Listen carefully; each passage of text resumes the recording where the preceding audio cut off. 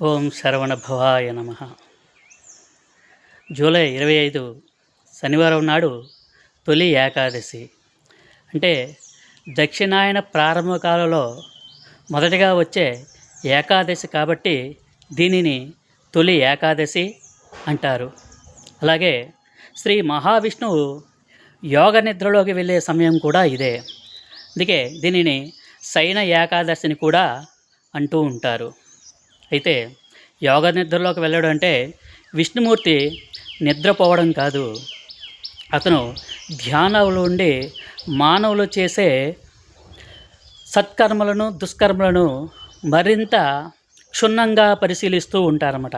దానిని బట్టి మనకి పాపపుణ్య కర్మ ఫలితాలను ఇస్తారు.